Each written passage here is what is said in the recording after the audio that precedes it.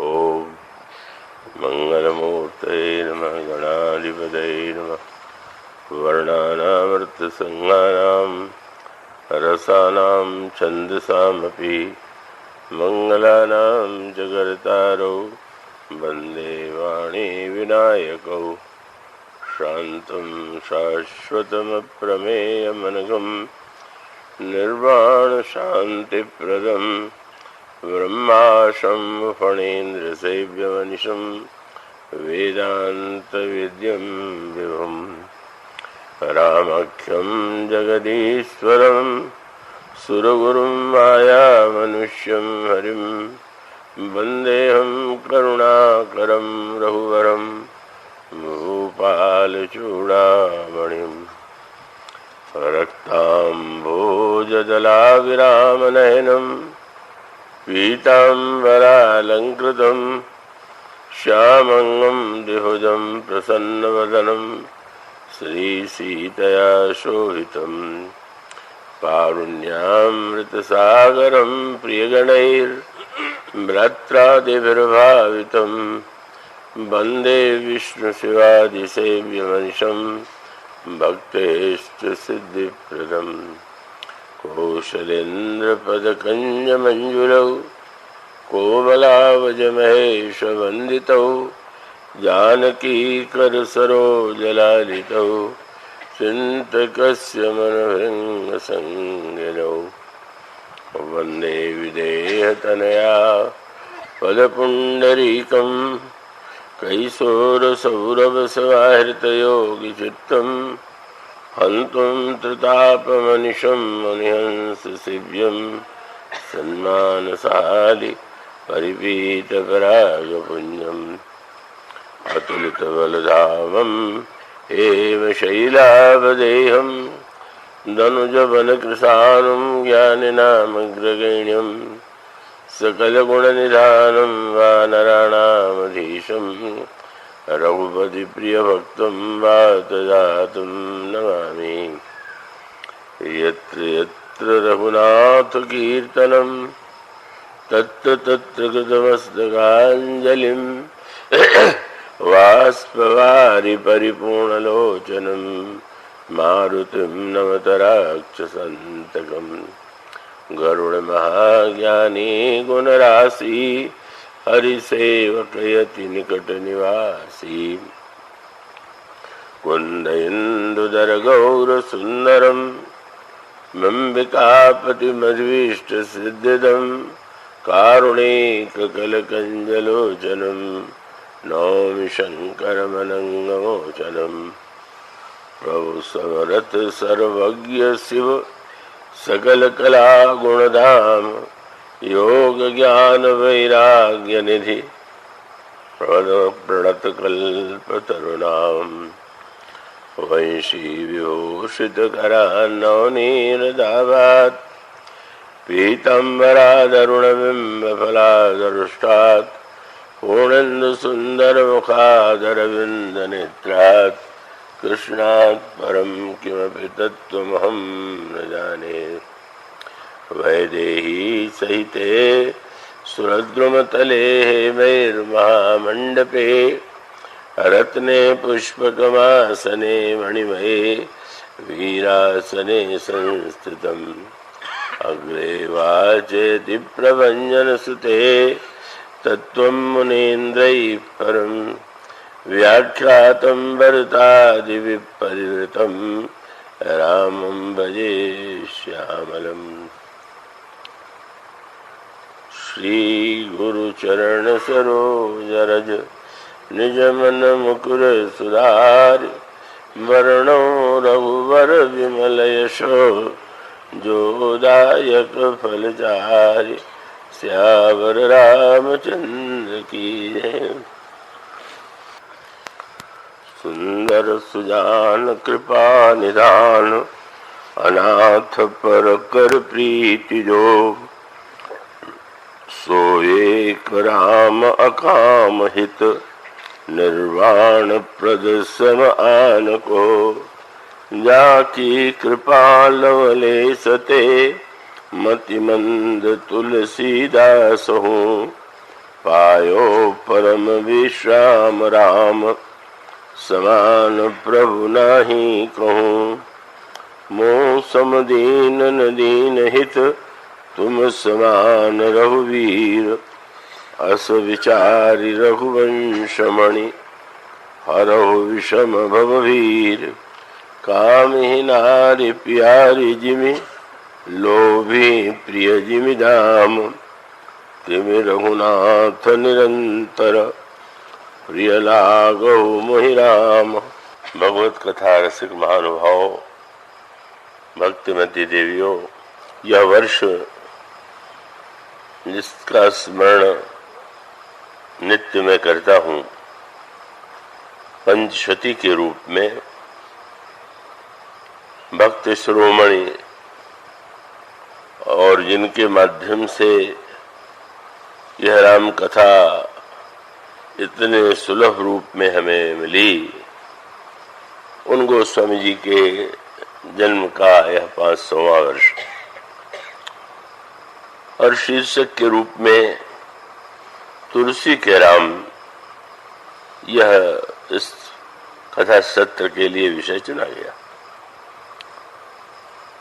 वस्तुतः श्री राम एक हैं और अनेक भी हैं, और उसमें मुख्य उसका तात्पर्य यही है कि जब भगवान के अनंत गुणगणों पर दृष्टि डालते हैं तो उसके साथ एक बड़ा ही महत्व का वाक्य श्री वल्लभाचार्य जी महाराज ने कहा, और वो उनके द्वारा जो शब्द कहा गया, वाक्य कहा गया, वो अन्यत्र भी उसी का समर्थन प्राप्त होता है। स्वाभाविक है कि किसी व्यक्ति में जब एक गुण होता है विशेष, तो उसमें दूसरे गुण की न्यूनता होती है। जैसे एक मल्ल युद्ध का जो निष्णात पहलवान है, योद्धा है, अब उसके उस मल्ल शरीर में सुकुमारता की कल्पना नहीं हो सकती कि वो सुकुमार हो। और जब किसी व्यक्ति को हम बड़ा कोमल या सुकुमार देखते हैं तो यह मानना कठिन हो जाता है कि ऐसा व्यक्ति जो है कोई कठिन श्रम का कार्य कर सकता है। तो मानो एक ओर कोमलता और दूसरी ओर शक्तिमत्ता, इनमें परस्पर बड़ा विरोधाभास।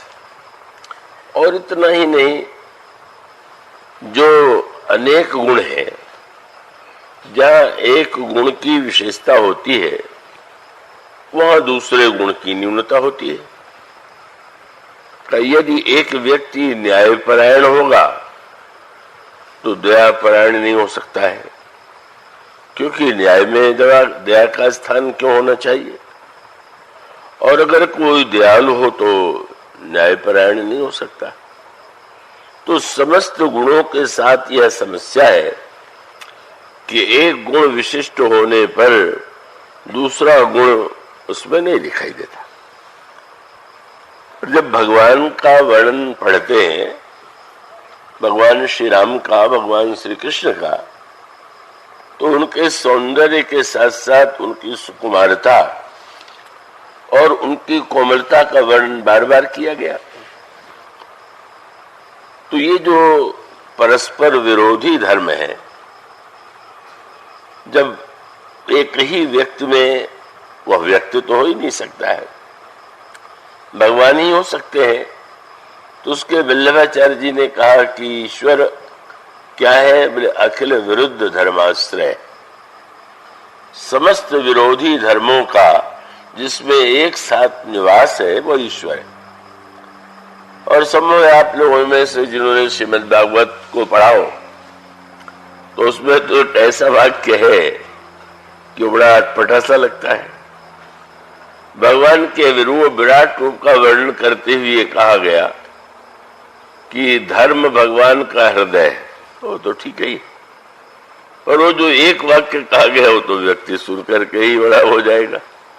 अधर्म भगवान की पीठ है, तो धर्म भगवान में हो ये तो समझ में आता है, पर अधर्म भगवान की पीठ है तो इसका अर्थ है कि भगवान के आगे वो भी हो गया। उसका मुख्य तात्पर्य यह है कि वस्तुतः यह जो समस्त ब्रह्मांड है उसमें गुण की भिन्नता दिखाई देती है, और इन भिन्नताओं का जहां से प्राकट्य हुआ, प्रादुर्भाव हुआ, अगर वो सबका सब उसमें न हो तो अन्यों में कहां से आवेगा। तो इसलिए जो कुछ है का वो सब का सब वही है, उसी के रूप में। पर इस सिद्धांत के साथ बड़ी समस्या भी है, और समस्या इसलिए है कि मानव प्रकृति में उच्च सिद्धांतों के दुरुपयोग करने की प्रवृत्ति भी पाई जाती। अब अगर कोई व्यक्ति ये कहे कि ठीक है, जब धर्म और अधर्म दोनों ही भगवान का श्री विग्रह है तो हम चलो अधर्म की आराधना करते हैं, तो इसका अर्थ यह नहीं हुआ जो लिया जाता है, पर उसका मूल जो तत्व है वो उसको गहराई से जब विचार करके देखें तो लगता यही है। और उसके लिए भगवान ने एक बहुत ही सैद्धांतिक दोहा कहा है। उत्तरकांड में श्री भरत के हृदय में संत लक्षण सुनने की इच्छा उत्पन्न होती, संकोच करते हैं। श्री हनुमान जी की ओर उन्होंने देखा और श्री हनुमान जी ने प्रभु से निवेदन किया, नाथ भरत कुछ पूछना चाहिए। प्रभु ने श्री भरत हनुमान जी से यही कहा, हनुमान तुम जानते हो कि मुझ में और भरत में तो अंतर ही नहीं है, क्या तुम जानना चाहते हो। तो भगवान से भरत ने निवेदन किया कि प्रभु, संतों की महिमा शास्त्रों में, वेदों में, पुराणों में गाई गई है, और आप भी संतों को इतना सम्मान देते हैं, तो इन संतों का लक्षण क्या है। भगवान ने बड़े विस्तार से संत लक्षण का वर्णन किया, और असंत के जो दोष हैं उन्हें भी बता दिया। और उसके बाद एक ऐसा अनोखा दोहा है कि जो लगता है कि जो कुछ कहा गया उस पर सब पर पानी फेर दिया गया। भगवान ने कहा कि भरत, यद्यपि मैंने संतों के गुण और असंतों के अवगुण का वर्णन किया है, लेकिन सुनहु तात माया कृत गुण और दोष अनेक। वस्तुतः गुण और दोष तत्वतः नहीं है, वो माया की रचना है। फिर माया की रचना गुण और दोष है, और वो उन्होंने कहा कि वास्तविक तत्व ज्ञान क्या है, वास्तविक गुण क्या है। तो उस दोहे की अगली पंक्ति में भगवान कहते हैं, सुनहु तात माया कृत गुण और दोष अनेक, गुण यह उभय न देखिए। सर्वश्रेष्ठ गुण यह है कि गुण और अवगुण में भेद न लगे, और देखिए सो अविवेक। अगर भेद दिखाई देता है तो विवेक है, तो विचित्र बात हो गई। अभी संतों का गुण सुनाया, उनकी महिमा सुनाई, असंतों के अवगुण बताए और असंतों के अवगुण बता करके उनकी निंदा की, और अब कहते हैं कि दोनों में जो भेद देखता है वो सच्चा विवेक नहीं। उसके लिए केवल व्यवहारिक दृष्टांत मैं दे दूं और उसको आप देखेंगे तो उसे हृदयंगम कर सकते हैं। माया, माया मैंने क्या होता है? तो माया का व्यवहारिक अर्थ है जादू। इसलिए भगवान को मायानाथ कहते हैं।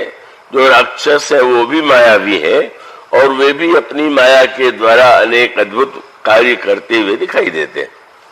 ब्रह्मा की माया है और सभी देवताओं की माया है। इस प्रकार का वर्णन रामायण के अनेक प्रसंगों में मिलेगा। पर मूलतः मूल माया शब्द का अर्थ है जादूगरी। जादूगरी माने जो कार्य जिस नियम से होता है का उसको जादूगरी नहीं, पर जो काम नियम के और जो दृष्टिगोचर होने वाले सृष्टि के नियम है, क्रम है, उससे भिन्न हो तो कहेंगे वे तो जादू। तो अब जब आप जादू देखने के लिए जाए तो क्या होगा? कब मान लीजिए जादूगर जो है अचानक आपसे पूछे क्या मिठाई खाना चाहते, और वो कई ऐसे भी होते हैं कि तुरंत अपना हाथ का उठाते हैं और हाथ में उसके वो मिठाई आ गई,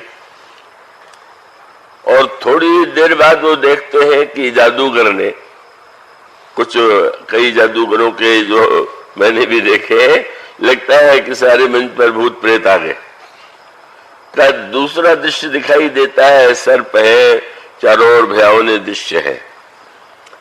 तो उसमें मूल तत्व क्या है?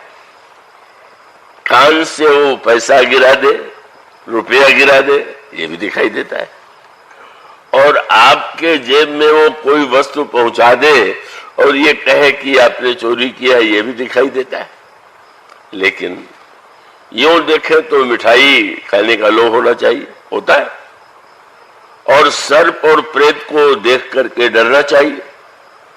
लेकिन जो इस रहस्य को जान गया कि दोनों सत्य नहीं, दोनों जादू के खेल के अंग है, न तो जादूगर का सांप, न तो जादूगर का प्रेत, और न जादूगर की मिठाई, तो उसका परिणाम होता है कि व्यक्ति आनंद पूर्वक उस जादू के दृश्य को देख करके लौटता है। भगवान कहते हैं यह भी माया का ही खेल है। और जब इस बात को जान ले तो क्या होगा?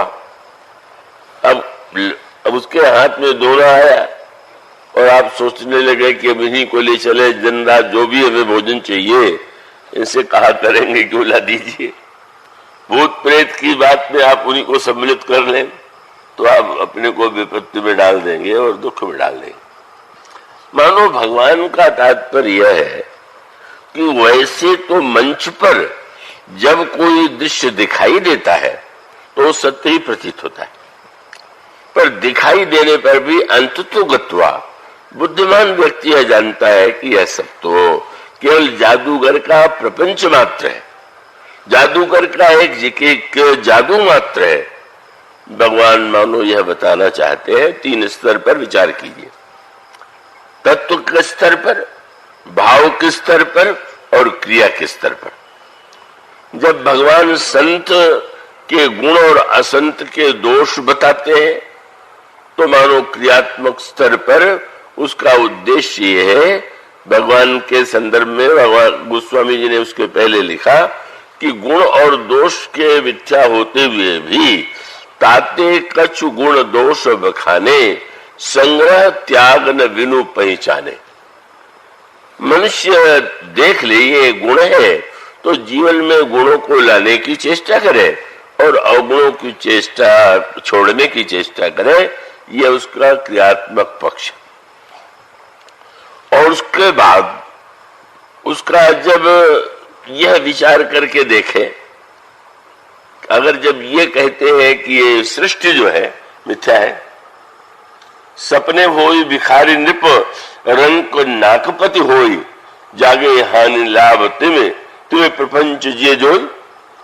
तो अगर वेदांत की दृष्टि से विचार करके तत्वतः ये मिथ्या है तो उसे भी मस्तिष्क में मिथ्यात्व का निश्चय और क्रिया में गुण ग्रहण और अवगुण के त्याग का संकल्प, और भावनात्मक स्तर पर जिसका आनंद भक्तों ने लिया। और उसको आप यूं दृष्टांत के रूप में देखें, मुझे विश्वास है कि आप लोग सजग होंगे और सोने वाले श्रोता शायद थोड़े ही होंगे, तो होंगे ऐसा तो क्यों कैसे कहूं कि कोई नहीं होगा। उसका एक बड़ा सुंदर दृष्टांत है नारद जी का प्रसंग। नारद जी के प्रसंग को आप देख लीजिए, क्या है वो। नारद जी के जीवन में उन्होंने काम को जीत लिया। इंद्र के मन में उत्पन्न हुआ भय कि इंद्र जो नारद तपस्या कर रहे हैं स्वर्ग पर अधिकार करने के लिए, काम को भेजता है, इन अप्सराओं को लेकर के वो काम आता है, पर काम कला कछु मुनि न व्यापी, निज भय डरे मनोभव पापी। काम विजय का प्रसंग आया।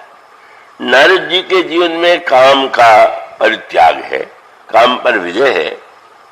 अब वहीं पर बड़ा सूक्ष्म संकेत आ गया। जब किसी ने काम पर विजय प्राप्त कर लिया तो उसका अर्थ ये हुआ कि अगर वो अपने आप को विजेता मानने की भूल करे, जैसी भूल नारद जी ने किया, तो नारद जी वह भूल कर बैठते। इसका अर्थ है कि जब आप कोई विशेषता अपने जीवन में पाते हैं, कोई गुण संग्रह आप करते हैं, तो गुण संग्रह के साथ ही वो वस्तु आपके जीवन में, हमारे जीवन में जुड़ जाती है, जिसका नाम है अभिमान। अब एक और गुण है और दूसरी ओर गुणाभिमान है। जब आप कोई श्रेष्ठ कार्य करेंगे तो मैं इसके साथ जुड़ा होगा, मैंने ये किया, मेरे द्वारा ये हुआ। अब क्या करें? नारद जी के जीवन में हो गया। जब काम पराजित होकर के क्षमा कर चला गया तो नारद जी के हृदय में जीते वो काम अहिमित मन माई। देख लीजिए, गुण से अवगुण का जन्म हो गया। कैसी विडंबना! अच्छे काम से बुराई का जन्म हो गया। और फिर जब उनके अंतःकरण में अभिमान की वृत्ति आई तो अभिमानी व्यक्ति जो करता है वही नारद जी ने किया। अभिमानी व्यक्ति अकेला रहना कभी पसंद नहीं करता, क्योंकि किसी न किसी की तुलना में वो अपने को श्रेष्ठ सिद्ध करना चाहेगा। तो दूसरा हो ही नहीं तो बेचारा अपने को श्रेष्ठ कैसे सिद्ध करे। तो नारद जी को लगा कि मैंने जो काम विजय का महानतम कार्य किया है, इसको मैं किसे जा करके सुनाऊं। वो तो प्रसिद्ध है, कहावत है समाज में, अरे भाई जंगल में नाचा मोर किसने देखा। नारद को लगा मैंने काम को जीत लिया, पर काम ने देखा और तो किसी ने नहीं देखा। कहाँ चले? लगा कि शंकर जी के पास। कैसा मनोवैज्ञानिक जीवन का क्रम! क्यों? भगवान शंकर कामारी हैं, काम के विजेता हैं, इसलिए नारद के अहंकार ने उन्हें प्रेरित किया कि वे भी काम के विजेता माने जाते हैं, बड़े प्रसिद्ध हैं। मैंने भी काम को जीत लिया, सुना के देखे उनको कैसा लगता। ये एक वो सहज रूप से जैसा कुछ मन का खेल होता है वही हुआ। और जिस समय भगवान शंकर के कैलाश पर पधारे, बड़े प्रसन्न हुए शंकर जी। क्या वे आशा करते हैं कि राम कथा सुनावेंगे। तो जब आप राम के गुण देखेंगे, गोस्वामी जी ने कहा भक्त वह नहीं है कि जो दूसरे का दोष देखता है, पर एक कक्षा के बाद जो गुण देखता है वो भी नहीं। इसलिए विनय पत्रिका में गोस्वामी जी भगवान से प्रार्थना करते हैं, कबहू कहो यही रह निरहोंगो, श्री रघुवीर श्री रघुनाथ कृपालु कृपाते संत स्वभाव गहोंगो। और वो सूत्र है, विगत मान सम शीतल मन, पर गुण नहीं दोष कहूंगा। न तो हम दूसरे के गुण का वर्णन करेंगे और न तो दोष का वर्णन करेंगे। क्या उसका अभिप्राय? जब हम दूसरे का दोष देखते हैं तो अपने को श्रेष्ठ मानते हैं, और जब हम दूसरे का गुण वर्णन करते हैं तो कहीं न कहीं उससे कुछ पाने की लालसा भीतर छिपी रहती। जब आप किसी की प्रशंसा करते हैं तो या तो कोई व्यक्ति कहे कि आप तो बड़े रानी कर्ण के समान है, तो कुछ मांगने आया होगा। कोई और गुण बता देगा तो कोई न कोई का उसके जीवन में यह आकांक्षा होगी कि हमारी इस इच्छा की पूर्ति करें। इसी को मेरे पत्रा में कहते हैं गोस्वामी जी, को कछु काई दे कछु को, यह वासना हृदय तेरे जाई। पर जिनके हृदय में कुछ पाने की इच्छा नहीं है, उनके मन में भी इच्छा होती कि जब मैं इनकी प्रशंसा करूंगा तो मेरी भी प्रशंसा करेंगे, बड़ा आनंद आएगा। वो संस्कृत में तो व्यंग्य ही किया गया, क्यों गधे और ऊंट की बात कही गई। अब जिस समय गधे के विवाह में ऊंट भी को बुलाया गया तो दोनों जो है प्रशंसा करने लगे। गधे ने ऊंट से कहा, अहो रूपम, आप तो बड़े सुंदर है। तो ऊंट कैसे चुप रहता? उसने कहा गधे से, महोध्वनि, आपका स्वर कितना सुंदर है। तो परस्परम प्रसन्नंसी अहो रूपम महोध्वनि। उसका अर्थ यह है कि गुण दर्शन करते समय भी हमारे हृदय में कोई वासना होती, चाहे वो सूक्ष्म से सूक्ष्म हो, और दोष देखते समय तो स्पष्ट ही दूसरे को अपमानित और अपने को श्रेष्ठ सिद्ध करने की भावना होती है। तो एक स्थिति तो वो है कि जहां पर गुण और दोष कहने नहीं। तो गुण और दोष कि जब हम भगवान के अगर दोष का वर्णन करना है तो अपने में ही दोष का कितने कम है, और गुण वर्णन करना है तो भगवान ही गुण है कि साक्षात स्वरूप है, गुण उनके में निवास करते हैं, उनके गुण का वर्णन करें। तो देवर्षि नारद जब मिलते हैं तो यही तो लगा कि दो व्यक्ति मिले तो वो दोनों के बीच में श्री राम की गाथा चले, तो परस्पर निंदा स्तुति का प्रश्न ही नहीं। लेकिन शंकर आज नारद जी दूसरे ही भावना में थे, बोले मार चरित शंकर ही सुनाए। महाराज राम कथा तो बहुत बार सुना चुका, आज नई कथा। अब राम कथा तो इतनी पुरानी है, तो राम कथा बोले मार चरित शंकर ही सुनाए। भगवान शंकर को दया आ गई, अरे क्या हो गया, अति प्रिय जान महेश सिखाए, बार बार बिनवो मुनि तो ही जिमी है कथा सुनाए हो मोही, तिमी जनी हरि सुनाए कब। मुनि जी मैं बार बार आपसे विनय करता हूं, और मैं यही कहूंगा कि आपने जिस तरह से ये कथा मुझे सुनाई है, विष्णु भगवान को नहीं सुनाइएगा। अब नारद जी को लगने लगा, ओ कितनी ईर्षा नारद में, शंकर जी में आ गई है। ये चाहते नहीं कि मेरे विषय में लोग जाने, ये चाहते हैं कि काम के विजेता यही माने जाएंगे। तो भगवान शंकर से उन्होंने पूछा, महाराज मैं तो आपकी आज्ञा है तो नहीं सुनाऊंगा, लेकिन अगर वो स्वयं पूछ दे। और तब नारद जी ने, श्री शंकर जी ने कहा चलो प्रसंग दुरायो, तब चर्चा चल जाए तो भी छिपा जाना। नारद को लगने लगा शंकर जी का इतना पतन हो गया कि ईर्षा आ गई, और अब कपट सिखा रहे हैं, और वो भी भगवान से। भगवान कहते हैं निर्मल मनजन सो मोहि पावा, और मोहि कपट छल छिद्र न भावा। और ये कह रहे हैं कि भगवान भी पूछे तो छिपा लीजिएगा। कितने उदार है शंकर जी।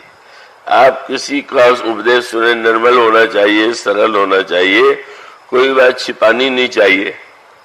और मान लीजिए आपने भोजन किया हो, आपको कह हो गई, और आने वाले को सरलता में वही दर्शन करावे कि ये देखिए मैंने खाया था और ये बाहर निकला पड़ा है, तो ये आपकी सरलता है कि मूर्खता है, विवेक है। भगवान शंकर को लगा कि नारद जी ने कह कर दिया। ये कह किसको कहते हैं? जैसे भोजन किया नहीं पचेगा तो कह हो जाएगी।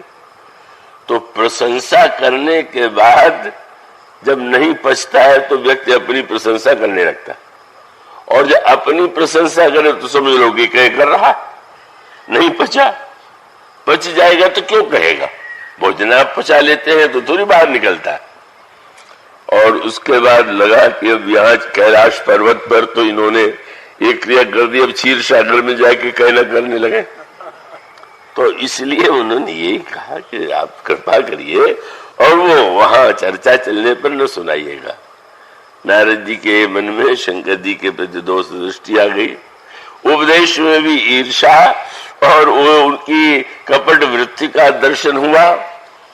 फिर भगवान के पास गए, भगवान ने दूसरी विधा का आश्रय लिया। नारद जी को तो शंकर जी ने थोड़ा संकेत कर दिया, पर विष्णु भगवान ने उल्टी विधा, उल्टी पद्धति। भगवान ने तुरंत, शंकर जी ने कहा था चलो प्रसंग दुरायो तब, तो जाते ही भगवान खड़े हो गए और आपने कहा बहुत दिनन की नहीं मुनिदाया, महाराज बहुत दिनों में दया किया और आप इतने विलंब से कैसे आए, बड़े प्रसन्न हुए।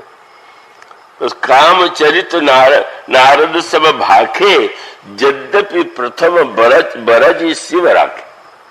यद्यपि शंकर जी ने रोक रखा था, याद आ गया, नहीं नहीं भगवान पूछ ही रहे हैं तो मैं कैसे छिपाऊं, सुना गए। कृष्ण भगवान ने व्यंग्यात्मक भाषा में प्रशंसा किया। प्रशंसा तो कई तरह से की जाती है, डर के मारे की जाती है। साहित्यिक हो तो व्यंग में प्रशंसा कर दे, और मूर्ख होते हो तो प्रशंसा से प्रसन्न हो जाते। समझदार व्यक्ति जो है समझता है कि किस तरह से प्रशंसा कर रहा है। अब किसी मूर्ख के लिए कह दे कोई कह रहे आप तो विद्यासागर है, और वो सचमुच समझ ले कि मैं विद्या का समुद्र हूं, तो भगवान ने कहा रे आप ब्रह्मचर्य व्रत रतमति धीरा, तुम्हें की करई मनोभव पीरा।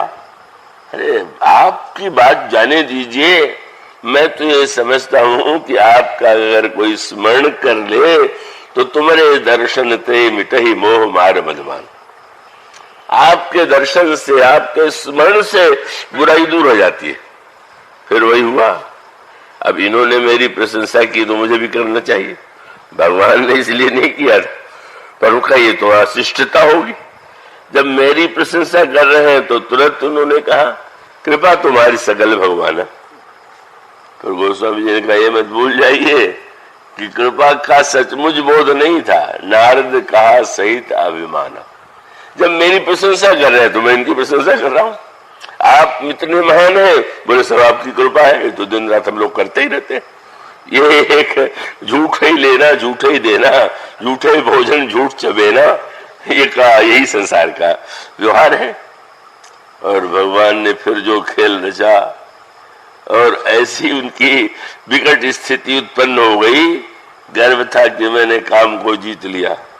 और फिर कौन ऐसा विकार था जो नारद में नहीं आ गया? विकार आया, भगवान से रूप मांगा, भगवान ने बंदर बना दिया, और उसके बाद स्वयंवर सभा में विश्व मोहिनी ने भगवान के गले में जयमाल डाल दिया। नारद जी को इतना क्रोध आया कि भगवान को मैं दई हूं शाप कि मरी हो जाए। अब इस सारे प्रसंग को पढ़ करके यही तो लगेगा कि नारद जी में अभिमान आ गया, नारद जी में काम, क्रोध, लोभ और ईर्ष्या आ गई। जब यह कथा भगवान शंकर ने सुनाई पार्वती जी को, तो पार्वती जी तो बहुत ही चिंतित हो गई, घबरा गई। नारद जी है उनके गुरु, और इतनी उनकी श्रद्धा। ये उन्होंने कहा महाराज ऐसा कैसे हो सकता? नारद विष्णु भगत पुण्य ज्ञानी, भगवान के वो भक्त हैं, ज्ञानी है, दोनों है। कारण कौन शाप मुनि दीना? मुनि जी ने शाप क्यों दिया? और अपने गुरु जी का पक्ष भी ले लिया। बोले कछ का अपराध रमापति की